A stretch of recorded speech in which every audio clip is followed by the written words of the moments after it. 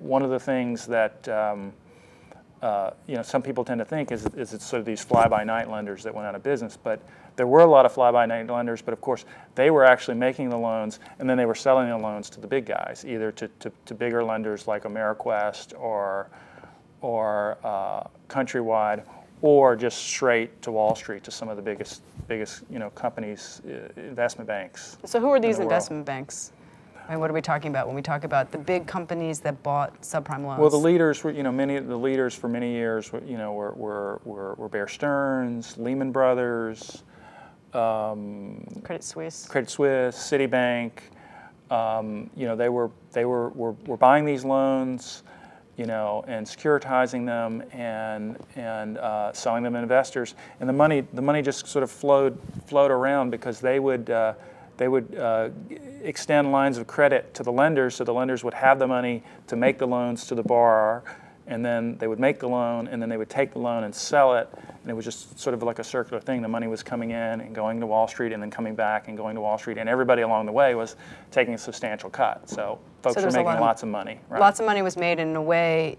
The loan was a commodity. It could have been anything. Right. It didn't matter that it was a mortgage because it was all being sort of commodified in a way that distanced it from the actual borrower. Exactly. It's a very different world now that we live in.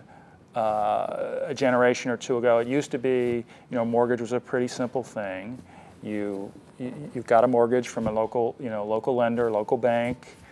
You paid that you paid that person all the way. Paid that bank all the way until the end of the loan. Very seldom did people refi. Right. A loan officer was essentially like a bank vice president who had like a little corner, who had like a corner office, and his job was basically to say no.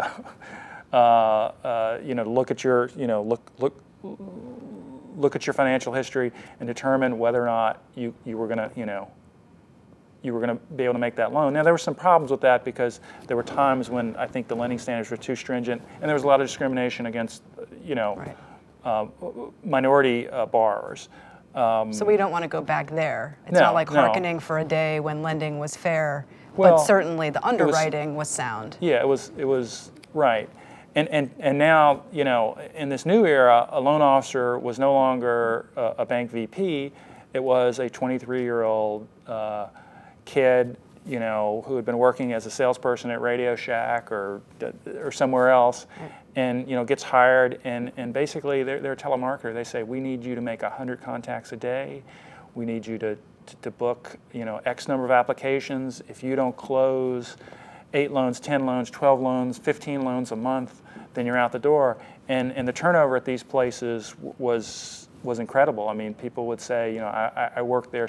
I worked at AmeriQuest 6 months, and I was I'd been there the 3rd longest of the 12 people in my branch office.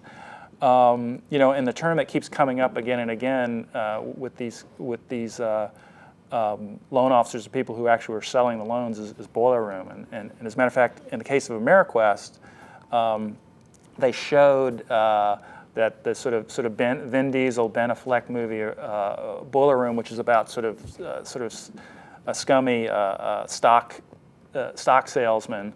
They showed that as training, and there was one particular scene where Ben Affleck is talking about how much money he's making and how you have to close, and if you can't close the deal, then you're worthless, and if you don't have money, you're worthless, and so you gotta, you can get rich. So it's like aggressive, pressured sales tactics. And they would actually show that scene as training at AmeriQuest, and to get people fired up to go what they called power hours, where you would just get on the phone at 5 or 6 o'clock and just call for straight, just go boom, boom, boom, just calling as many people as you can and trying to get them to sign up for loans. Here's the deal. I'm not here to waste your time, okay? And I certainly hope you're not here to waste mine. So I'm going to keep this short. Become an employee of this firm, you will make your first $1 million within 3 years, okay? I'm going to repeat that. You will make $1 million within 3 years of your first day of employment at JT Marlin. There is no question as to whether or not you'll become a millionaire working here. The only question is how many times over.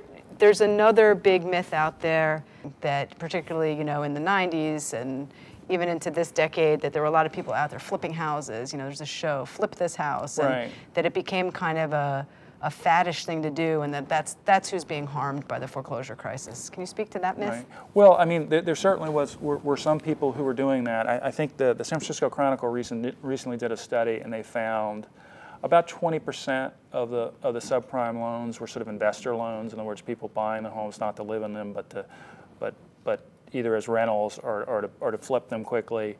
But that tells you that roughly 80% of the loans were just average folks, homeowners, who were trying to hang on their houses, trying to get by from day to day. So I think the investor issue, people doing that certainly exacerbated the problem, but the baseline of the problem, the fundamental problem, was just regular borrowers who were getting in trouble. And of course, one of the reasons why the lenders were so vulnerable to the investors and sort of mortgage fraudsters who would buy lots of houses and get loans out on them and then not pay the loans at all and run off with the money, was because they had lowered their underwriting standards. They lowered their lending standards so low that they would take anybody if they had a pulse. And the pressure on the people at the bottom, from the pressure from the top to the bottom, was so strong. You've got to book loans, you've got to make loans. They would send out emails and say who with list of people who were successful and list of people who weren't selling, and they'd get on conference calls and berate people. And there was one loan officer at AmeriQuest who was the most successful person in his branch, and they would step out in the office and say he's this guy, he's our top seller, he's doing 10 loans a month. Why can't you do? Why can't the rest of you do as well as him? And then he says they take him in the office and say, if you can do 10, you can do 15 or 20. Why can't you do 20? And he said, it was almost never a day there that he wasn't sort of threatened in one way or another with being fired. So it was always the pressure to do more and more. And subprime loans went from I think about 90 billion in subprime mortgages in sort of 2001 era to by 2004, 2005, 2006, we're talking 400 billion, 500 billion, 600 billion a year. I think the figure for 2005, 2006 was 1.2 trillion in subprime loans. Well, I have one last question for you, and it's a question of why is this a myth? Right. The idea that with the foreclosure crisis has come market self-correction. Right. That we don't really have to intervene with any kind of legislation or regulation or policies or corporate action because the market is self-correcting, that Wall Street's wising up because of the hit it's taken because of the collapse of the subprime market. What do you have to say to that? Is that a myth, or is the market really self-correcting? Lehman Brothers closed down their BNC mortgage operation, but the history of the subprime market has always been there have been problems, there have been reform legislation has been passed, and then the market kind of figures out a new way to do things, a way to sort of evade the current regulations, take advantage of the loopholes in the current laws, and come up with a new method for making money. And almost always this new method includes a significant degree of sort of predatory or fraudulent kind of conduct. The estimate is that more than 2 million people are going to lose their homes, many more than who gained homes by getting subprime loans. If you or somebody faces foreclosure or are concerned about the loan that you have, we urge you to go to our website, which is www.nedap.org, for information on resources in your neighborhood, trusted not-for-profits and legal services offices that you can go to for help. So want to thank you for joining us today, Mike Hudson, and tune in next time to On the Money with NEDAP.